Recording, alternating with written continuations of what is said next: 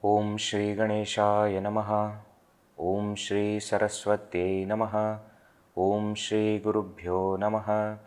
Samastajana Kalyane Niratam Karunamayam Namami Chinmayam Devam Sadgurum Brahmavidvaram Shruti Smriti Purananam Alayam Karunalayam Namami Bhagavat Pada Shankaram Lokashankaram नीलाम्बुजश्यामलकोमलाङ्गं सीतासमारोपितवामभागं पाणौ महासायकचारुचापं Namami रामं रघुवंशनाथम्.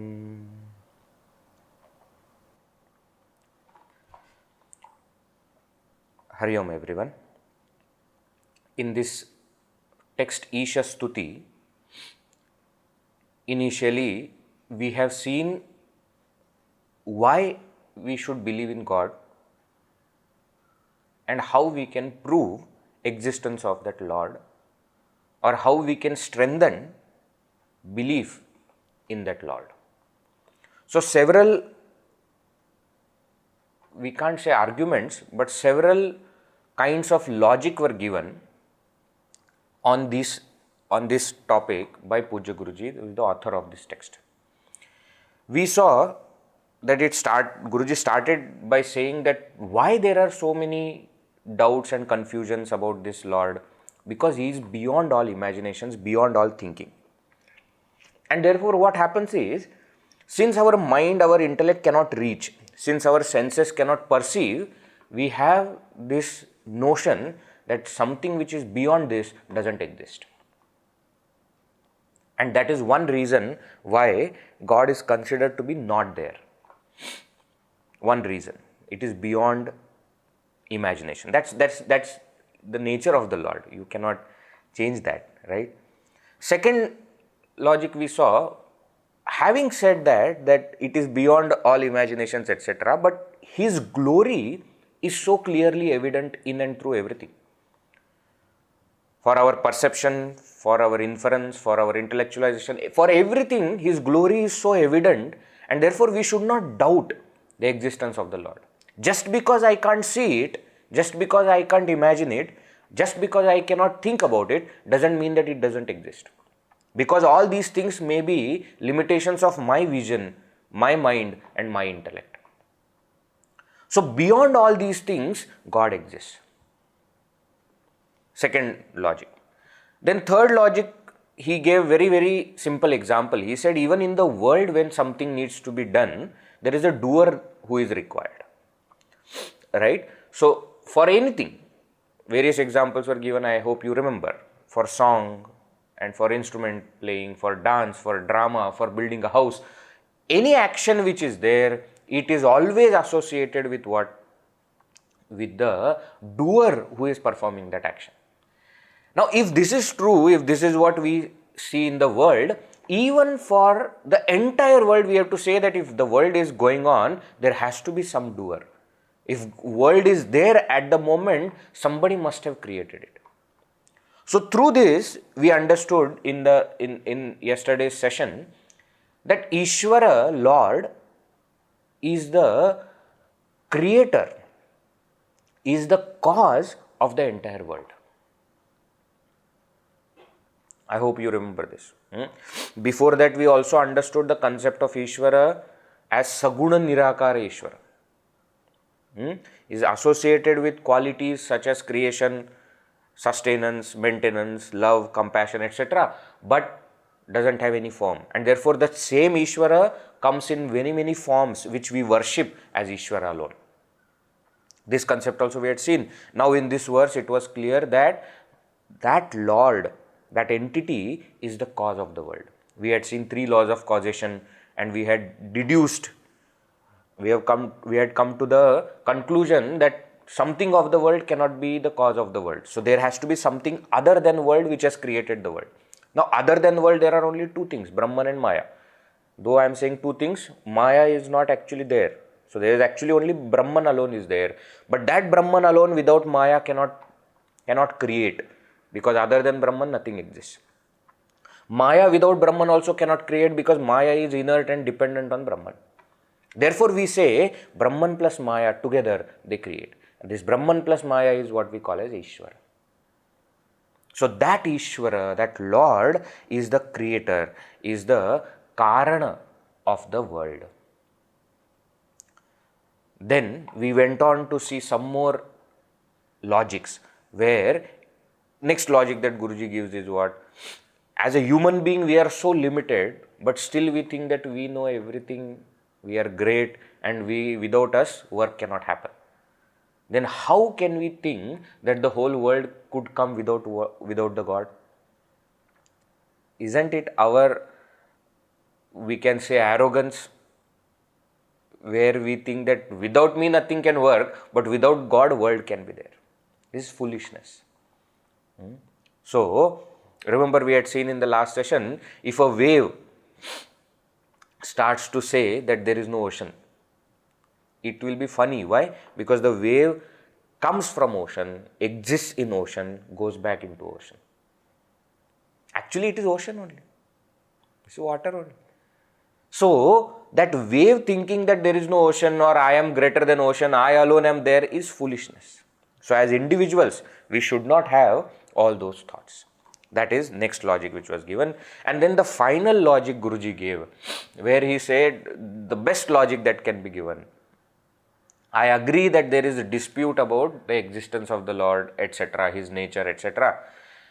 He said the very fact that there is dispute proves the existence of the Lord. Why? Because something which is not there, there will not be any dispute about it. We saw in the last session that something which is clearly evident, perceivable by all, there is no dispute about it. What is this? This is a watch. There is no dispute about it. This is watch. Everybody will agree. So something which is clearly evident and something which doesn't exist, for these two things there is no dispute. So dispute is there for what? For something which exists but is not readily perceivable or understandable. That is what creates a dispute. So the Lord exists and therefore there is dispute.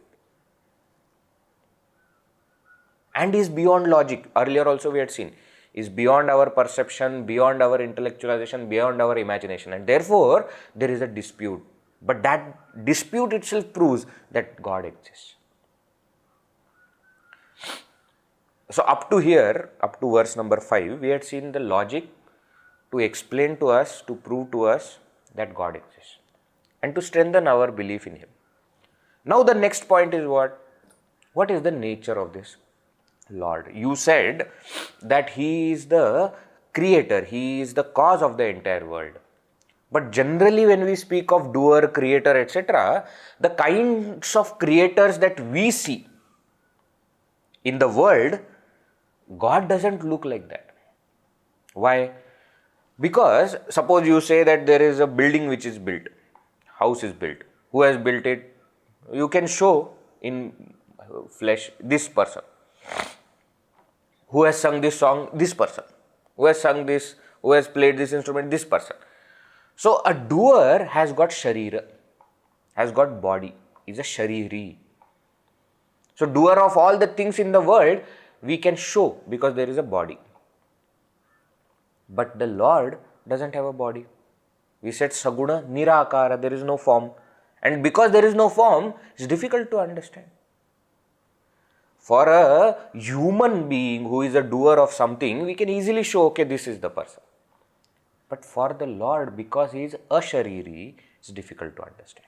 Number one. Second thing, a human being who is the doer is abodha and alpa shakti, alpa bala, has got limited knowledge, limited understanding, limited power. Do you mean to say God is also like this? That was the question which was asked. And the answer is given what? You are right that Jiva is different from Ishvara. Jivena sadrishaha pareshaha na. Pareshaha jivena sadrishaha na. The Lord is not like Jiva. Means what? Jiva has a sharira, Lord Ishvara doesn't have a sharira. Jiva is alpa shakti, Lord is sarva shakti. Jiva is Alpanya, Lord is Sarvanya. Jiva is Alpa Buddhi, Lord is Sarva Buddhi. Jiva is Alpa Vyapi, Lord is Sarva Vyapi. Jiva is Baddha, Lord is Mukta. So I agree with you that God, that Lord and Ishvara, Lord and Jiva are not similar or same. Actually speaking, their qualities are opposite to each other. Right? Just as Samartha Asamarthavad Baddhana, a capable person is also a person, and incapable person also a person. So on the level of person, there is the same similarity, but incapable person is bound by his incapability. That bondage is not there for a capable person. In the same way, Jiva has got limitation, has got bondage. That bondage, that limitation is not there for Ishvara. Achintya Shakti Parameshwaro Bhavet. The Supreme Lord is Achintya Shakti, has got unimaginable, unthinkable power. And also, Nachashrita Saha Karana Adi Vastushu, and he is not dependent on anything for his creation, for his job of creation. So, when he is trying to create the world, he doesn't need any other material, he doesn't need any other instrument. That is where we stop. Now, let us get into this and understand. We saw in the last sessions that there are three types of causes. Mainly two types of causes, but third also is sometimes mentioned. What are they? One is called as the sentient cause, or sometimes called as the Nimitta Karana.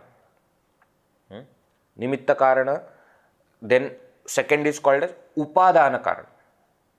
And third is called as Sahakari Karana. Three causes. Nimitta Karana, Upadana Karana, Sahakari Karana. Nimitta Karana means the sentient, efficient cause. Nimitta Karana. Upadana Karana means material cause. With what material it is made, whatever is made. And third is Sahakari Karana. What are the other instruments which are used? Right? So these are the three types of causes. Let us see, for example, if there is a pot, then for that pot, efficient cause is the potter who is making the pot.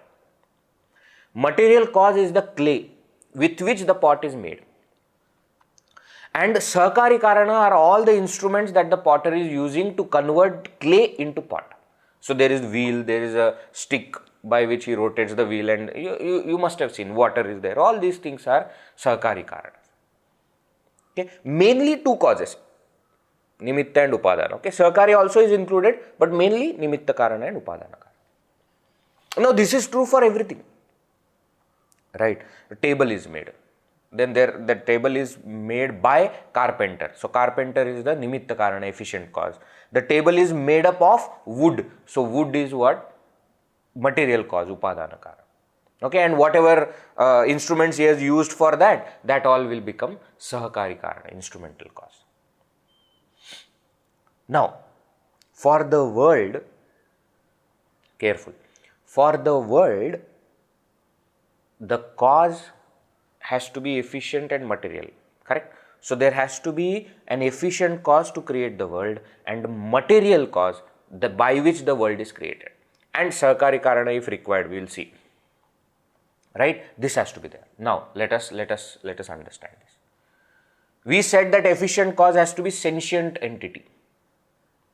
If mud is kept, automatically the mud will not convert into pot unless there is a sentient efficient cause which is potter. Right. Now, questions are, is God material cause or also efficient cause or neither? Is he both? Is he one of them or is he neither? Does he use any Sahakari Karana instrument or he doesn't require it? That is what we have to now think.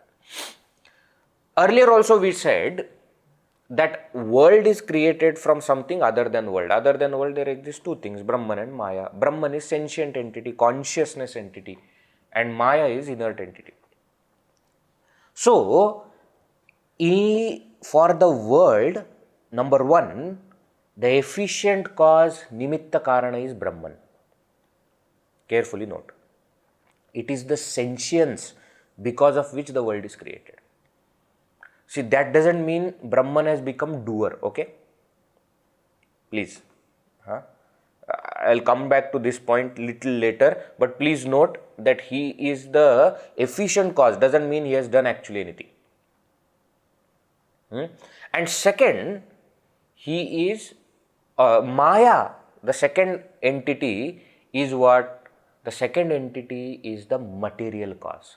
So the entire world is made up of Maya as material. Maya is the material, and that's why the nature of the world is same as nature of Maya.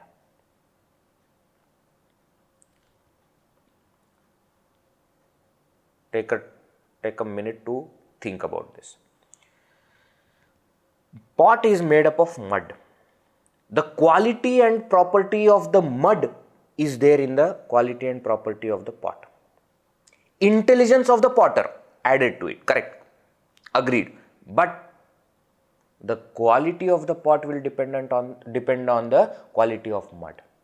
How good will be the table depends on how good was the wood. Added with it the what we say expertise of the creator, of the efficient cause. Now, the world has to have same nature as Maya, and that is what we see. Maya has Sattva, Rajas, Tamas. Entire world also has Sattva, Rajas, Tamas. Maya is illusory. The world is also illusory. So Maya is the material cause for the world, and Brahman is the efficient cause. Now, when we say Maya is a material cause and Brahman is efficient cause, what did we say is Ishvara? Ishvara we said is Brahman plus Maya. So Ishvara is at the same time efficient cause also and material cause also. I hope this point is clear. Why? Because Ishvara is Brahman plus Maya. Brahman is efficient cause. Maya is material cause. So Ishvara is what? Abhinna nimitta upadana karana. Abhinna, non-different. There are no two entities. There is only one Ishvara, and that is at the same time Abhinna, nimitta also and upadana also. It is also an efficient cause and it is also a material cause. Now this is something which is little difficult to understand. What did we say? That Ishvara himself is the efficient cause and material cause also. Which will mean what? Ishvara has created the world from himself. The material is also Ishvara. Who has created is also Ishvara. And what is the Sahakari Karana? There is no Sahakari Karana required. Nothing else is required. Why? Because Ishvara is Sarva Shakti, Achintya Shakti, Nachashrita Sahakarnadi Vastushu. He is not dependent on any instrument etc. for his creation, and therefore he is at the same time efficient cause and material cause, and he doesn't require any instrumental cause. Now, this is again something which is difficult to understand. See, whenever anything is created, there is a creator, material is different from the creator generally. We see in the world, and also there has to be a shop or somewhere, the building where these products are created. But God is how? God is not having any raw material. We say that God himself is raw material also and the creator also, and he doesn't have any lab or anything also, any company where he is manufacturing and sending. So no instruments are required for his aid, for his assistance. Material cause and efficient both are himself. How to understand this? In Upanishads, one example is given to understand this. In Mundaka Upanishad it says, Yathorna nabhihi srijate grindhate cha. Yatha urna nabhihi. Urna nabhi is a spider. So example given is a spider. What is said? Spider creates web. Okay. Now, that spider himself is the efficient cause for creation of the web. And the material is used is what? Is he taking that thread from somewhere and making? No, no, no. The thread is also coming from himself. Okay. So, spider himself, from himself, creates the web and doesn't require anything else for his assistance. In the same way, God creates the world from himself. All by himself creates, means what? He becomes the world. Now one problem.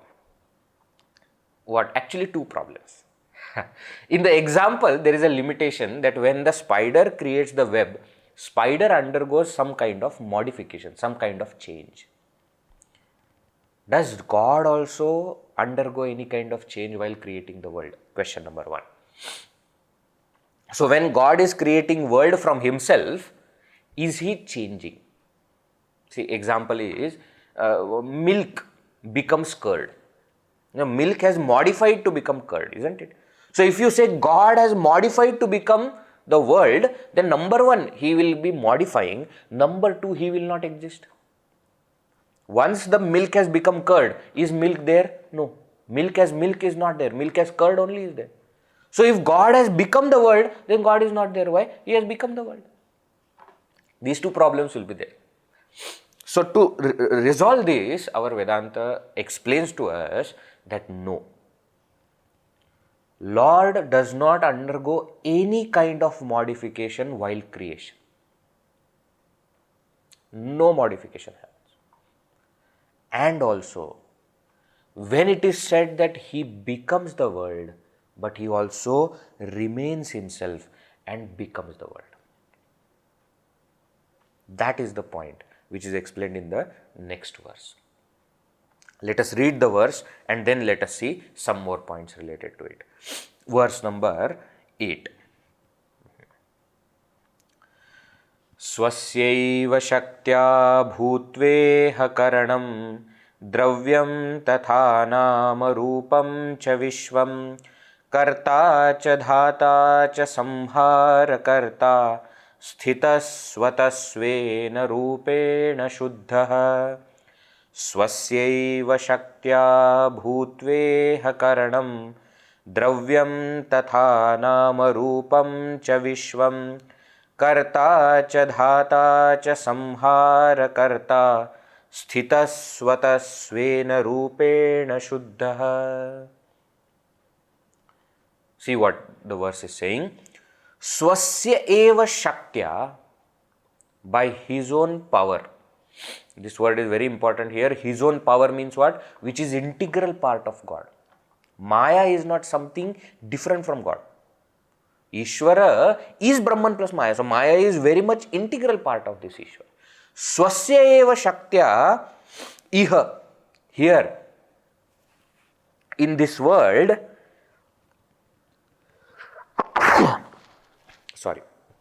here in this world, in the creation of the world, in this context, Swasya eva shaktya, by his own power, karanam, dravyam, tatha, nama rupam vishwam bhutva.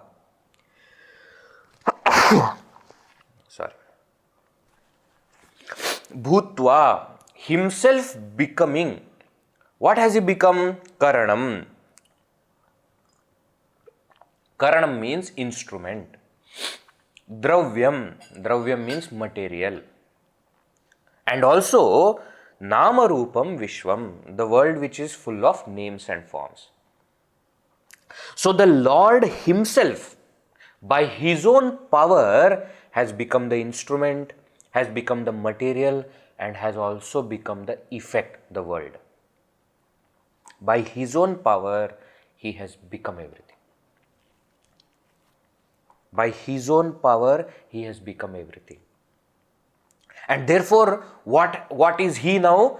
Karta, dhata, samhara karta.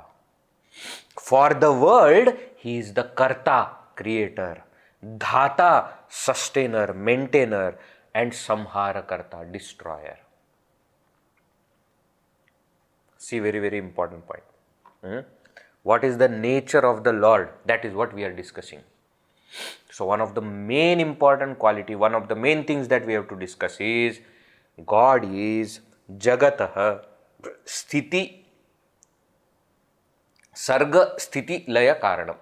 Jagatah Sarga Sthiti Laya Karanam. Jagatah of the world, Sarga creation, Sthiti maintenance, Laya dissolution. Karanam cause. So God is the cause of creation of the world, sustenance of the world, and dissolution of the world.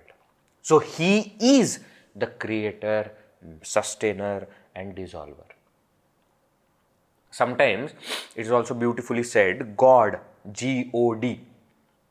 So G, generator, creator. O, organizer, maintainer. And D, destroyer, dissolver. So God is what? One who creates the world, sustains the world, and dissolves the world. But how?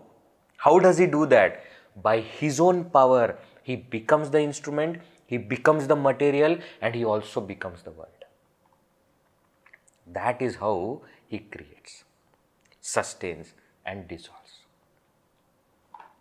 But Sthita Swataha Svena Rupena Shuddha. All throughout this, He is Sthita. He is seated. He is seated means what? Nothing is happening. Swataha Sthita. He is there all by Himself. Svena Rupena. By His own nature, Shuddha, pure, remains unchanged, untainted. Without any kind of impurity, He remains. See, in this one verse, Guruji has explained everything that we need to know about the Lord. That the Lord is the creator, maintainer, and dissolver of the world. And how does He do that? By His own power, He becomes the instrument, He becomes the material, and He also becomes the effect, the world. And all throughout this, He remains as His own nature, pure. What is that? His nature is Brahman. He ever remains Brahman. You see, now this thought, this concept is explained through many stories. If you have listened to Bhagavatam, if you have studied Bhagavatam, etc., even if not, I am sure you have listened to all these stories. I am going to talk about two main stories. One story is in the Leela of Shri Krishna Leela, it comes. And the story is that when Bhagavan Shri Krishna was in Vrindavan as a son of Nanda and Yashoda, and he used to take all the calves for grazing along with his friends.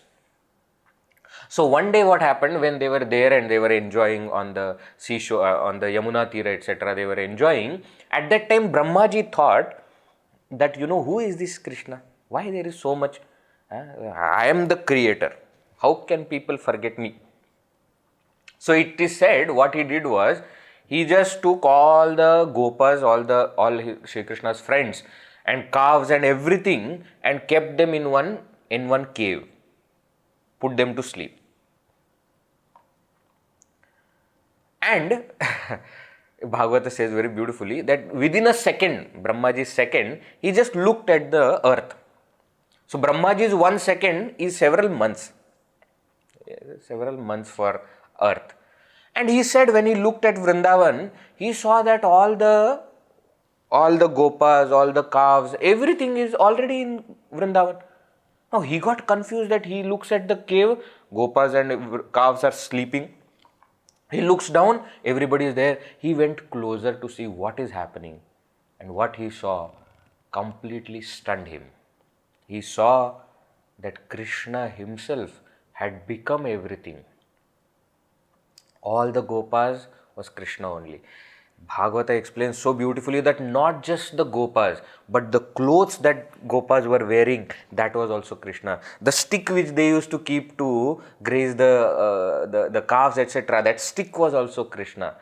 And calves were also Krishna. Everything, Krishna himself had become everything and living in all the different houses. And it is said that during that time, when, when Krishna himself became everything, suddenly the mothers and the cows, so mothers of Gopas and the mothers of the calves, they started to love their children so much more than what they used to. Why? Because God himself had become everything and doing everything.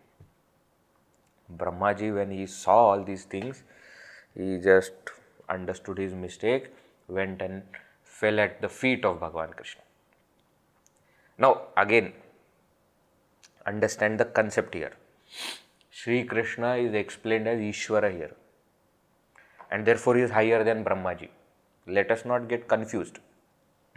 Brahmaji, we say, is a creator, agreed, but is also a form which is given for creation, created by Ishvara only. Right? So, the story explains that Bhagavan himself, Ishvara himself, becomes everything on his own, at the same time remaining apart from it, remaining pure. I hope now the concept is clarified. Now, there's one more story in Bhagavatam, which is again well-known story.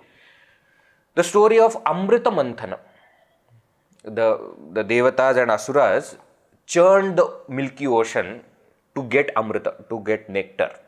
Now, if we really see the story, it is elaborately explained in Bhagavata, but if we see really, it is all Bhagavan only. Vishnu Bhagavan only, everything. He only gave them idea to do this Amrita Matana. He only gave them idea that you should get Mandar Parvata there and then Vasuki should become the rope. And all the ideas he only gave. Then when the Asuras and Devatas actually started churning, that Mandar Parvata started going down. So Bhagavan Vishnu only became Kurma, became the tortoise and went at the bottom of that mountain to support. When he supported from the top, the mountain started going up. So he sent his own Vahana, Vishnu's Vahana, that is Garuda, to sit on top of the mountain so that mountain will remain at the same place and the churning will happen. It is said that even after some time, Devatas and Asuras were so tired. So Bhagavan Vishnu only took two forms, went on both sides and I was churning. Everything for whom? For all of them only, Devatas and Asuras. So he was everything in the whole story. And everything was done by him only. Now, this is what we need to understand. For the creation of the entire world also, it is God only. He himself, by his own power, becomes the instrument, becomes the material, and also becomes the entire world. Not only that, throughout this process, he remains untouched. He remains Brahman. Now, little bit about this we need to think. So, we said that Bhagavan is Abhinna Nimitta Upadana Karanam. He himself is the efficient cause also and material cause also. And doesn't require any Sahakari Karana, doesn't require any other instrument. Why? Because he himself has become material, instrument and world also. Point number one. Second thing. When it is said that the creation takes place from himself but there is no change, we need to understand that this kind of creation is unreal creation. Example of pot, potter, clay is not applicable here. Why? Because pot and potter are at the same level of reality. Those who have studied Vedanta, they will understand this immediately. Those who have not, please pay little more attention. The pot and the potter are at the same level of reality. Pot is also Vyavaharika Satta, transactional reality, which we can perceive, which we can transact with. Potter is also on the same level of reality. Better example for this is, let us go back to our usual example of rope and snake. There is a rope and we see it as snake. Now, let us understand for that snake, what is the efficient cause and what is the material cause. Carefully note. Material cause is what? Material cause is the one which has become the effect. And efficient cause is what? Efficient cause is that which has converted material to become the effect. Okay? So, in the example of rope and snake, efficient cause of the snake is rope. Careful. Efficient cause of the snake is rope. And my delusion, in my mind, I am misunderstanding, no? That misunderstanding is the material cause of the snake.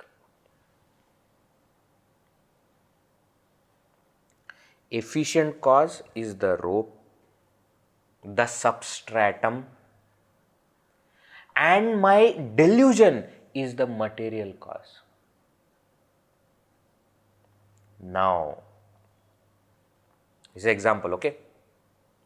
In actual case of world, what is happening? That efficient cause and material cause are one and the same. Here it is at different places. Okay, so example of course has got limitations because nothing can explain the creation of the world, right? So that is that limitation will be there. But this clarifies one more important point, and that is when rope, efficient cause, so to say, has created snake because of my delusion, the rope has undergone no change. Even when I am considering it to be a snake, and even when later on when I understand that it is not a snake, it is a rope, the rope remains same. Rope has not changed. So Ishvara is that kind of cause. Now here, why the rope has not changed? Because the efficient cause and the effect are at different levels of reality. Pot and potter are at the same level of reality, and therefore the creation is real. But here, efficient cause rope is a vyavaharika satta, transactional reality, and snake is pratibhasika satta, lower level of reality. It is an imaginary apparent reality, and therefore the effect, the creation is not real, and therefore the creator remains unchanged.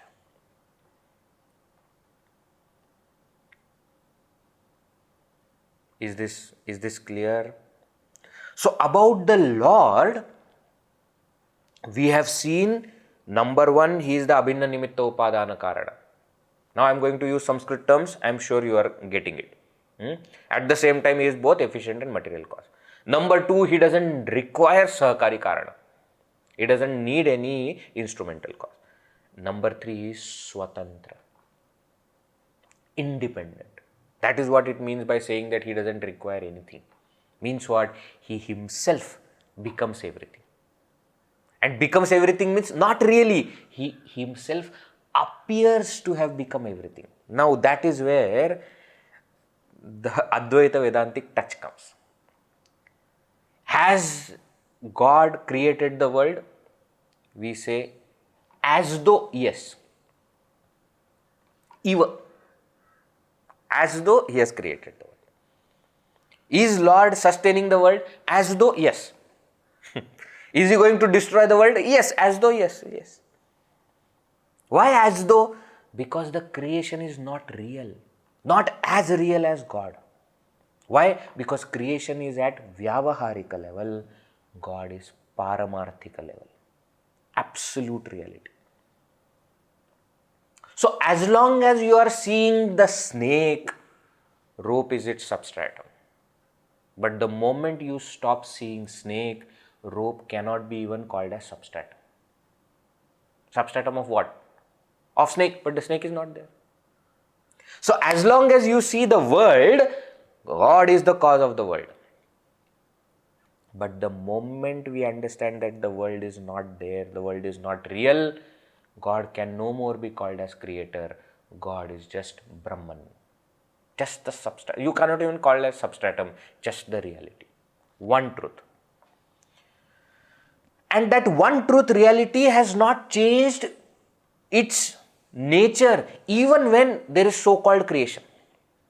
Rope remains rope even when you see it as snake. In the same way, God remains Brahman even when we see the world on top of it.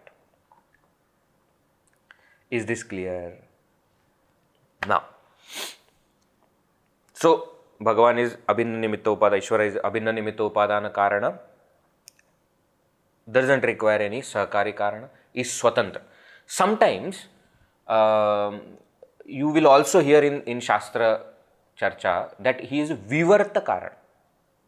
This is what the concept that we just saw is what is called as Vivarta Karana, where the cause is at the different level of reality than the effect, and therefore the creation is not real.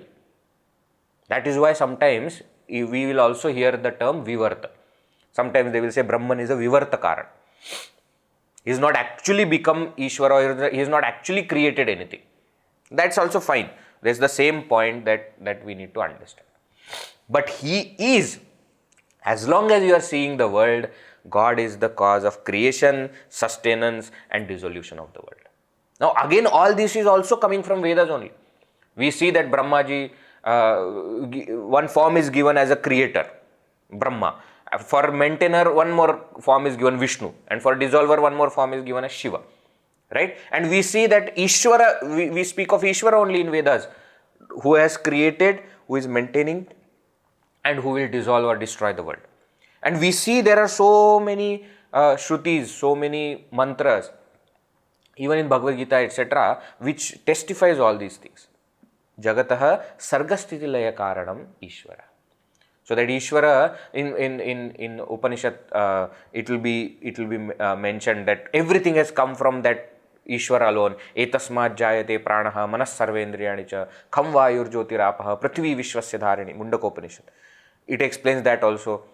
Tasmad va etasmat atmanaha akasha sambhuta, etc. Ishvara is explained in Taittiriya Upanishad also. So everything comes from him is explained. Everything is sustained by him, that is also explained. Bhagavad Gita, Bhagavan Shri Krishna says that I am the one who carries everything. Yogakshemam vahamyam. I am the one who is carrying the entire world. Right? And destruction also is explained. Right? Everything else goes back.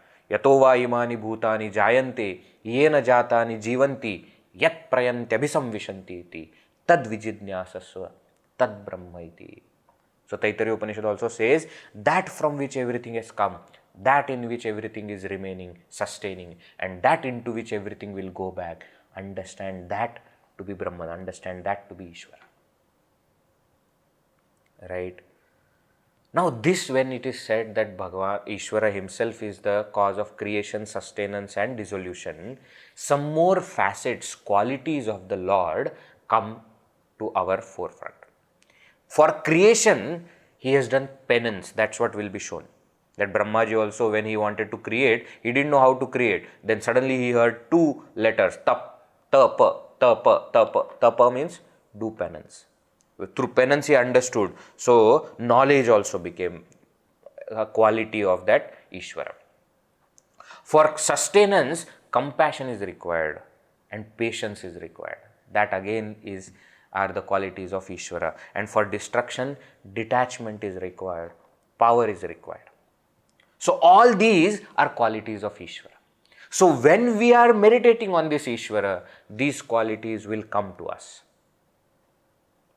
Penance, knowledge, compassion, patience, detachment and power.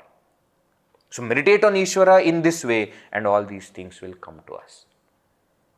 So, Ishvara is the cause of creation, sustenance and dissolution of the world. He creates everything on his own from himself by becoming the instrument, material and the world.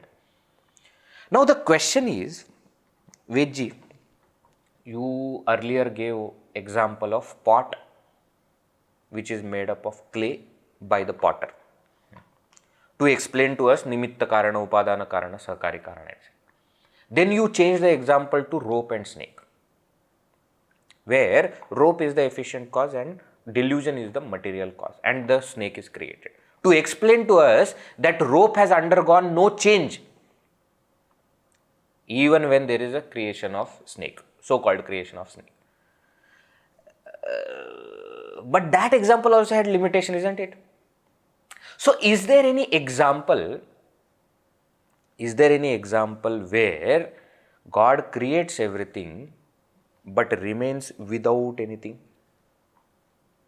That is what is explained now in the next two verses.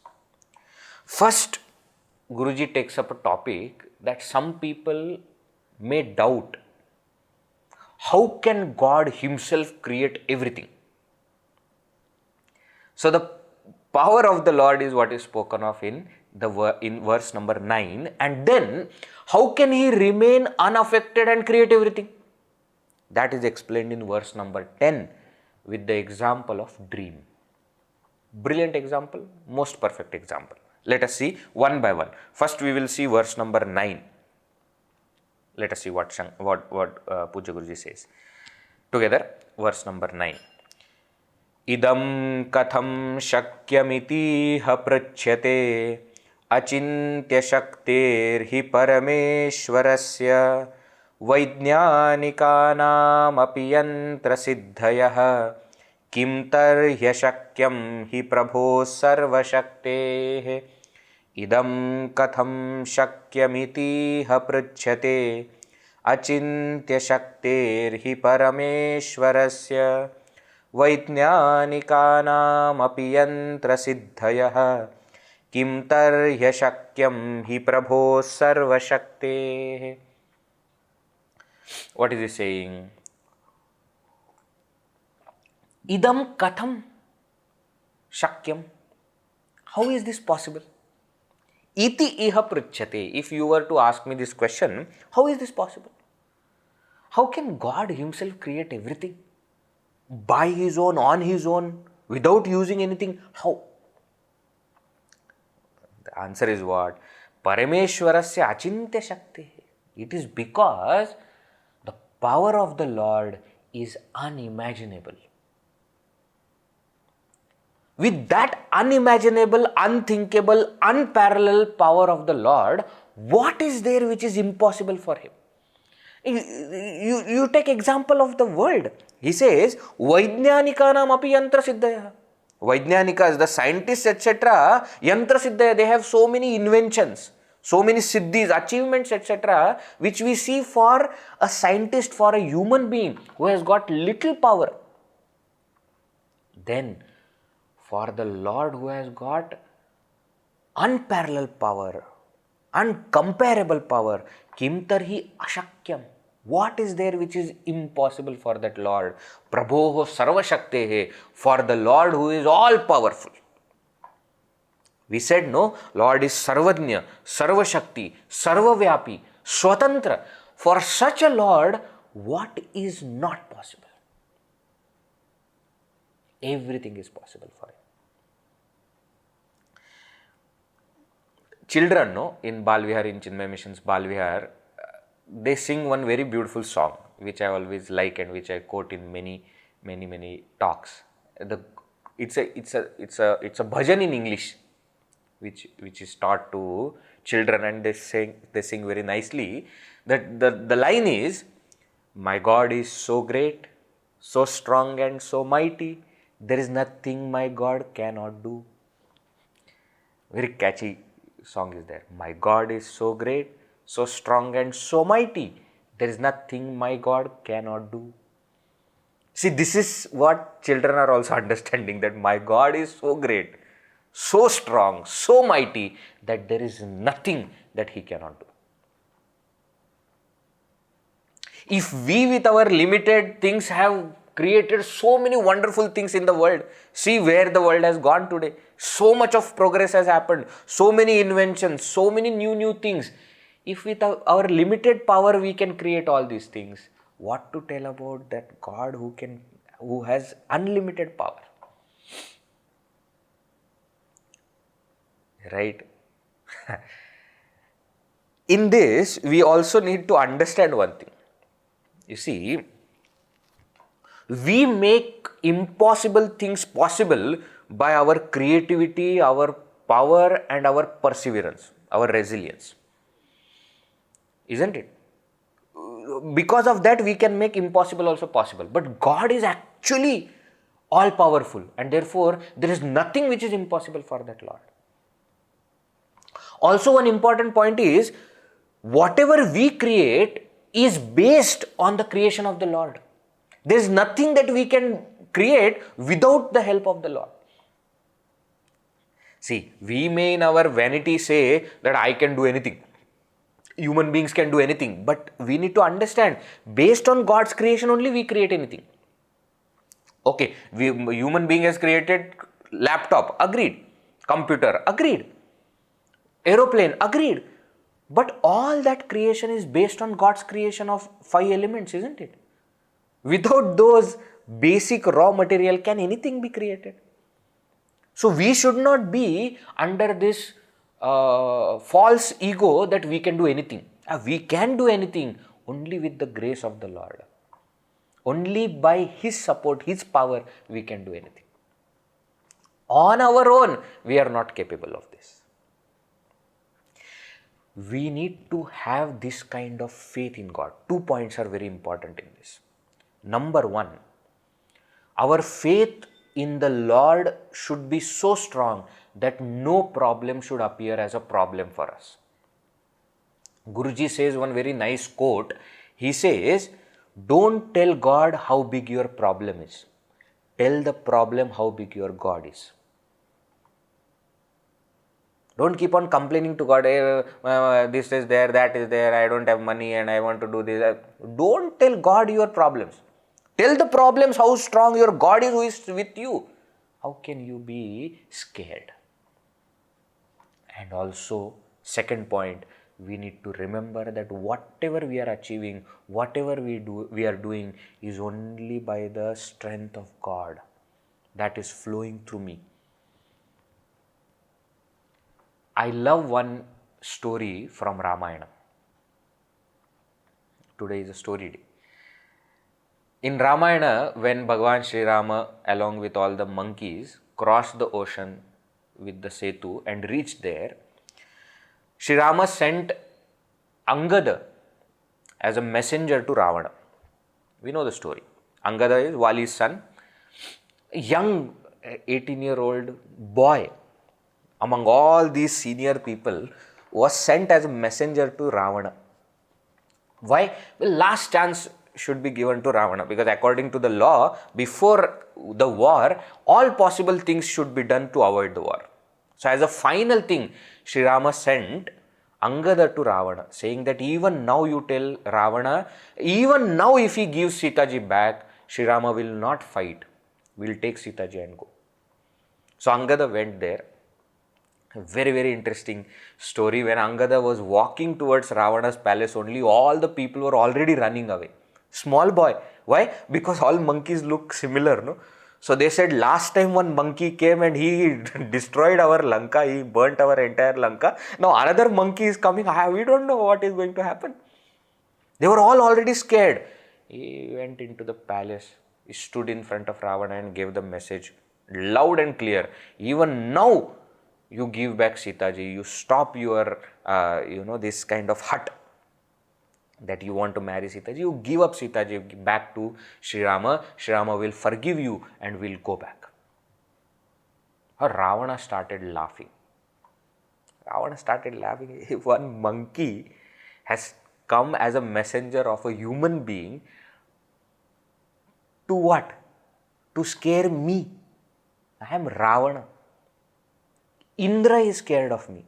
He is running everywhere, leaving his Swarga by my fear.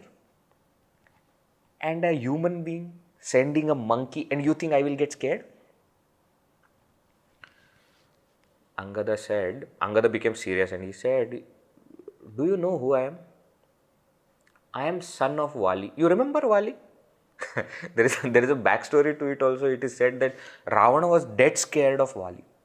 Because it is said that once Ravana tried to do some mischief with Vali when Vali was giving Tarpana, etc. And Vali became so angry or irritated with this Ravana, he tied Ravana to his tail and took him to all 7 oceans in the world.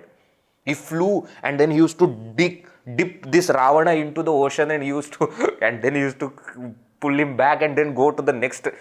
There's some backstories there. in one Ramayana. So he said, I am son of that Vali, okay? I may be small, but don't you doubt the power of monkeys when they are with Sri Rama. And then in front of everyone, he gave a challenge. He said, you think that human beings and along with Sri Rama cannot do anything? He kept his foot on the ground and he said, you think that you all are very powerful Rakshasas, no? You send your Rakshasas to me. If anyone can move my foot even an inch, you keep you keep Sita ji, Sri Rama will go back. Now, for the sake of imagination, okay, just think, if by mistake somebody would have moved that foot, what would have happened? The entire Ramayana story would have been changed. But the moment Angada said this, Angada closed his eyes, remembered Sri Rama and said, Bhagavan, I know my power is very limited. With my power, I cannot do this. These Rakshasas are powerful, I agree. But your power is infinite. And if you want your Sita ji, please take care of my foot. Now the onus is on whom? Onus is on Bhagavan. I am your messenger. I have to teach these people that they should not disrespect your power.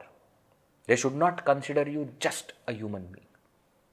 I have to teach them this. Now take care of my foot. And his foot was taken care of. But if Angada would have thought that it is because of me, he would have gone in arrogance and attacked Ravana. But he knew that this is because of power of Sri Rama. Where Bhagavan's name alone created the entire setu, entire bridge on the ocean. We create small ceilings and we are so, proud of ourselves. You imagine a ceiling which is so long, which is what we say, which is joining two nations. And very interestingly, without anything under it, without anything over it. Just by the power of Lord. Never ever doubt the power of Bhagavan. If his name itself can create so much of wonder, you imagine what Bhagavan can do. So to say that I believe in God and still being afraid, being worried is actually not believing in God. Why? Because if you really believe in God, you cannot be afraid of anything. You cannot be worried about anything. Why? Because God is all powerful. He can do anything. There is nothing that He cannot do. And therefore, the entire world, how did He create? Why? Why can He not create? He has got all the power. He can do anything. That is what is explained here. And you see, the greatest power is to keep that power hidden. It's also an important point, interesting point about Ishvara. See, we have little talent, little power here and there, and we keep flexing. We keep telling everybody, I can sing. And you see power, you see. Little bit of muscles here and there come and immediately we start posing and taking pictures and sending that, you see, I am powerful, I can lift this. The greatest power is to keep that power hidden. And that power Ishvara has got. Ishvara is all powerful, but when that Ishvara appears as Sri Rama, he behaves like a human being, and that behaves in such a way that people have doubt whether he was a human being or God. You imagine what kind of power is there. That he concealed all his powers and acted as though he is a common man. He is a simple human being. That is the real power. Bhagavan is all powerful, and that is what he has. Right? Now this Lord, when he creates everything on his own, by becoming the instrument, by becoming the material, and by becoming the world, this is something which we have never heard before, never seen before. Can you give one example which can explain this? Guruji says yes. And the example is that of dream. Let us see next verse, verse number 10. स्वप्नेऽपि दृष्टो मनसः प्रभावः भोक्त्रादिविश्वं मन एव सर्वम् एवं च तस्या प्रतिमप्रभावः आश्चर्यमाश्चर्यमयो हि देवः. स्वप्नेऽपि दृष्टो मनसः प्रभावः भोक्त्रादिविश्वं मन एव सर्वम् एवं च तस्या प्रतिमप्रभावः आश्चर्यमाश्चर्यमयो हि देवः. Beautiful. What is he saying? Swapne api drishtaha. You take the example of dream. In the dream also all these things are seen. How? Manasaha prabhavaha drishtaha. You see the power of mind. In dream what happens? Bhoktradi vishwam mana eva sarvam. The mind alone creates the entire world, including the bhoktra, including the enjoyer. The dreamer is created by mind alone. See, how is dream created? We are awake, we experience so many things, we gather those experiences. Some of those experiences create impressions. Now, when we go to sleep, mind takes these impressions and creates the entire world. Isn't it? Our dreams sometimes are so complex, so real, that even after getting up, we feel that we are still in that dream. And in the dream world, you see every single thing that you see in the dream. Everything is created by mind. You may be dreaming that there is a mountain and river is there and trees are there and jungle is there and you have your friends with you. All that is created by mind alone. Not only that, you who is there in the dream as part of the dream, who is experiencing the dream, is also created by mind. So mind alone creates everything. On its own, without taking help of anything. You see, we don't do like this, no? Take little water and keep it with me when I am sleeping. Why? Because in the dream, if I become, thirsty, I will need this water.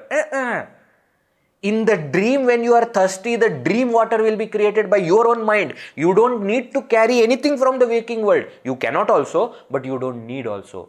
Without any assistance, mind creates the entire world. In the same way, without any assistance, Ishvara creates this entire waking world. Sometimes in Vedanta, as a step to understand the world, it is said that the world that we see is a dream of Ishvara. Might have heard this explanation. Ishvara, so my dream is my dream. But my waking is what? Ishvara's dream. Ishvara's dream means what? Don't think that just like we don't have any control over our dream, Ishvara has no control over his dream. Not that kind. But it is a complete illusory, imaginary world created by Ishvara. That is what is our waking.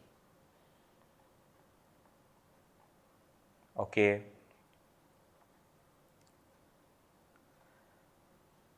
One more point we will see. See, in the dream, mind creates everything but only identifies with one body and considers the entire dream world different from that body. Example.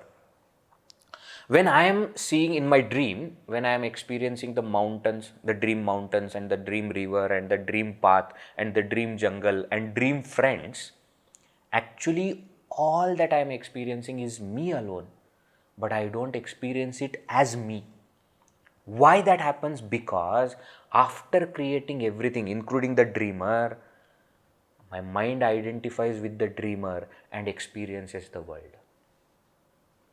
In the same way, Ishvara, having created the entire world including the Jiva, identifies with the Jiva and considers the entire world to be different from that Jiva.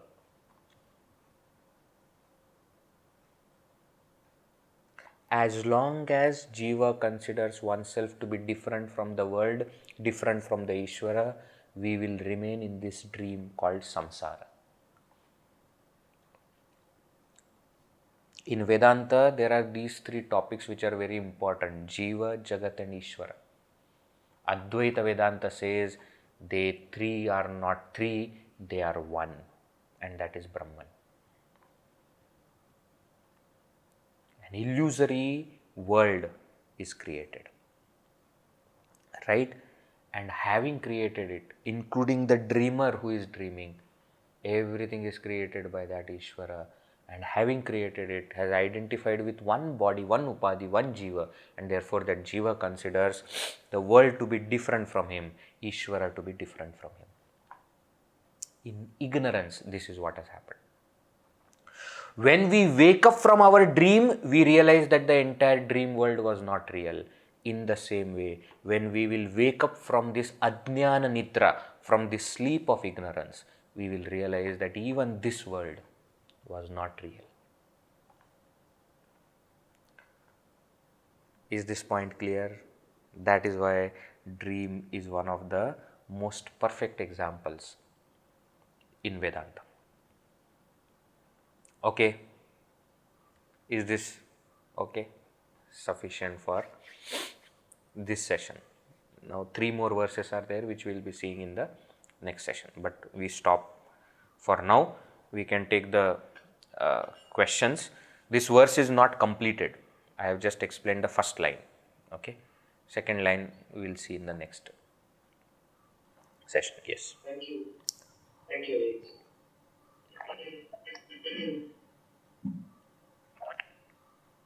It was very interesting to note how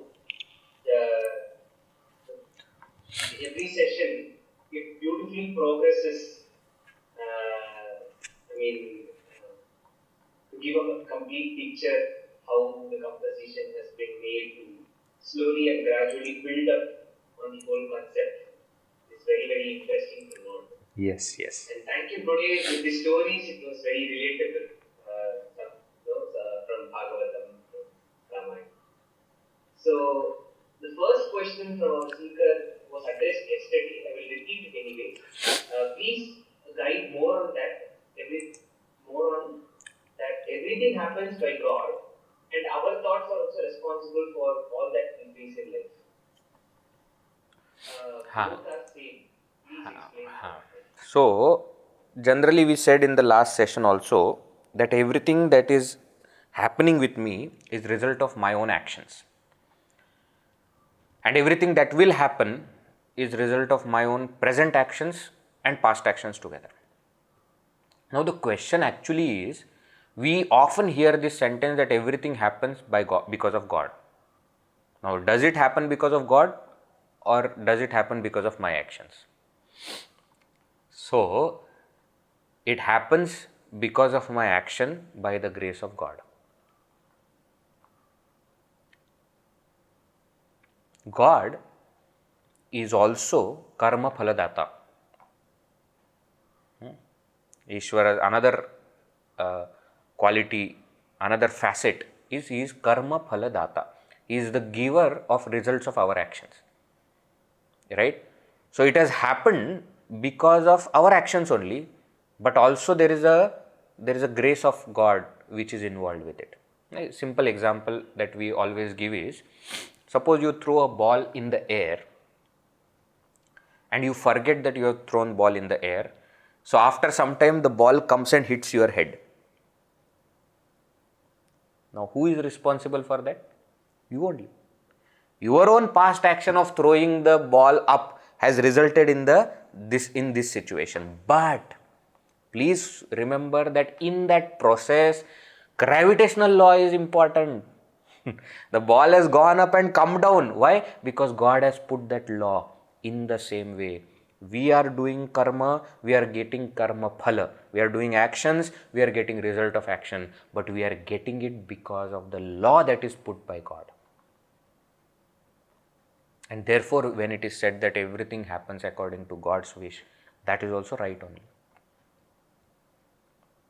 It's not wrong, but it's just a different way of looking at the whole thing. Prarabdha, Purushartha, Ishvara Kripa. Just different ways of looking at the same thing. Hope that clarifies. Yes. Next question. Can mind be compared with Maya? Yes. Yes, mind in the dream which creates everything, Maya is what creates everything.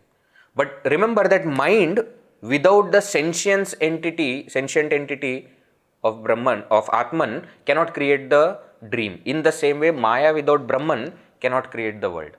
And that Brahman plus Maya only is called as Ishvara. No? So Maya is integral part of Ishvara. And therefore we say Ishvara creates everything, just like mind creates the dream. But yes, mind can be compared with Maya. Yes. Thank you, Veji. And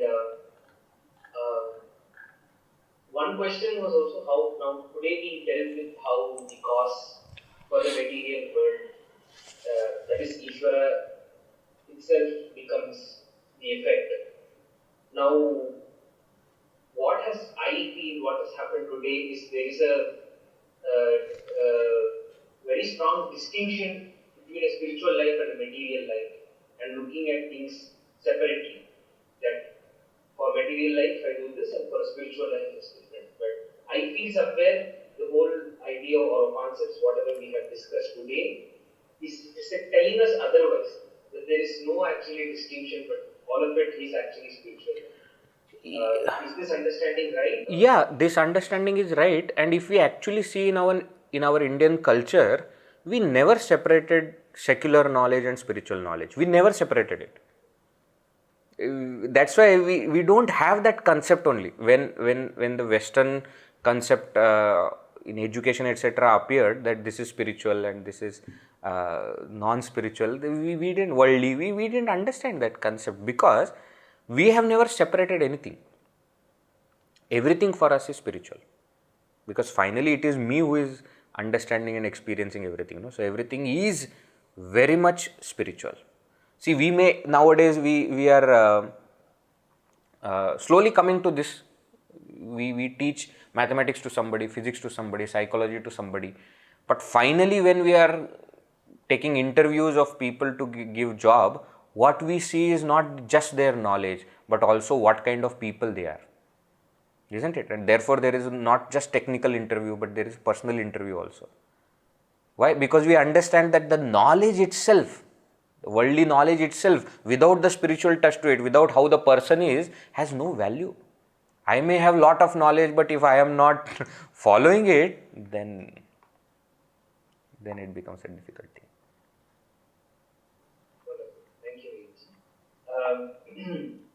So, are both good actions? Good and bad actions are created. Yeah. Yeah, both are created by us only. Actually, while creating, we are not thinking about whether we are creating good action or bad action. We are just doing it. Now that is classified as good or bad and results in punya or papa, which comes in our life as sukha and dukkha. So yes, both are done by us only. Veji, today in some of the concepts which we have discussed and addressed some questions for me on Brahman, Maya, but still there is a very technical question for me. Is that I have heard that Maya has no beginning but has an end. Now, how does Maya come from Brahman? Are they two different entities? You mentioned how it's the same, but could you shed some more light on that? Right.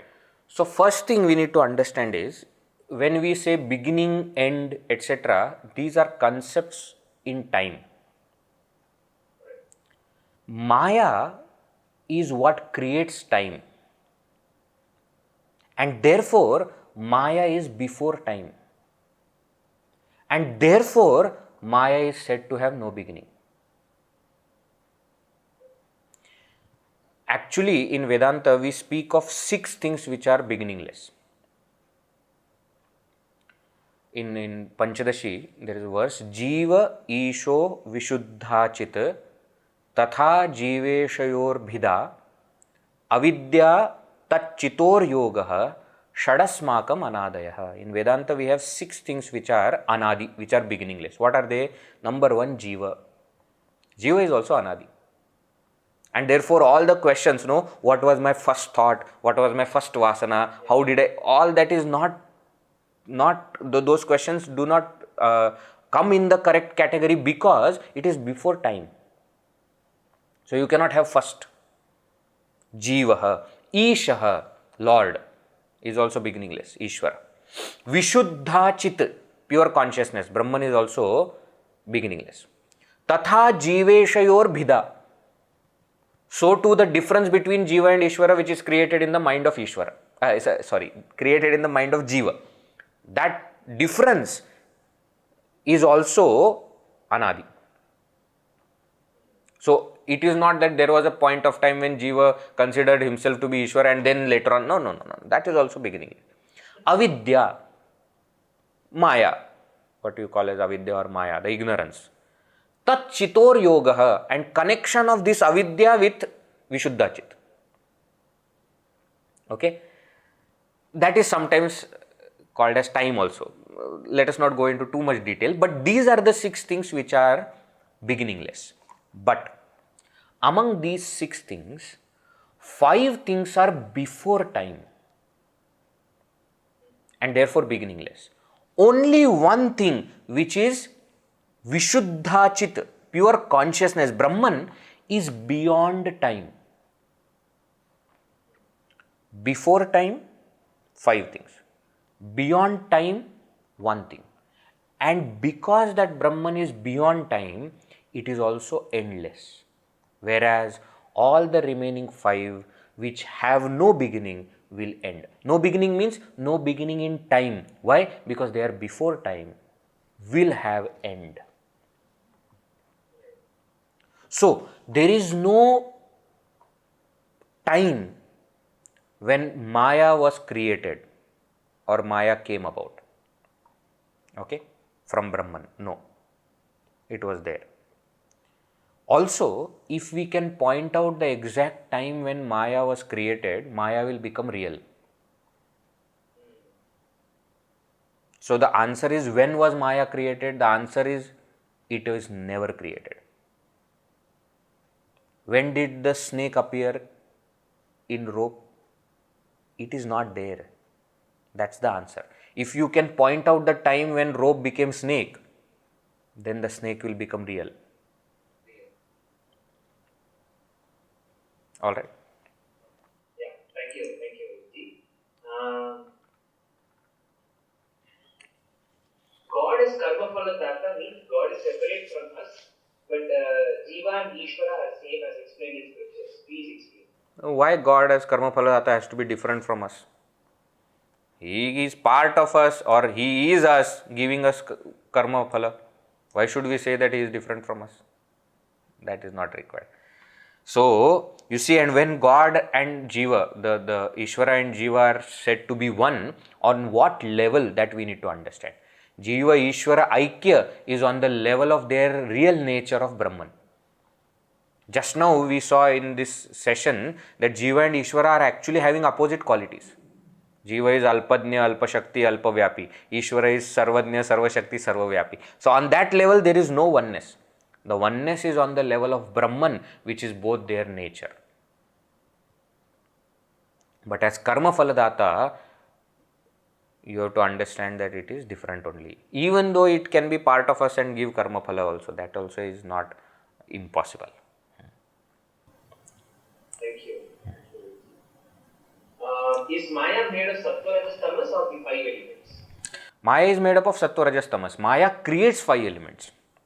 5 elements are the effects of Maya, the first effects of Maya is made up of Sattva, Rajas, Tamas. Can we say Ishvara is both Karta and Akarta? Yes, we can say Ishvara is both Karta and Akarta, but from different standpoints.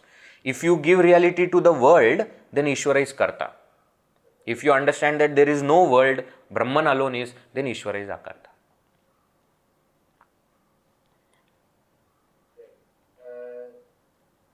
These are questions for now. One more is there. Sometimes we do wrong, but later realize and ask for forgiveness. What will happen here, whether good karma phala we get or vice versa?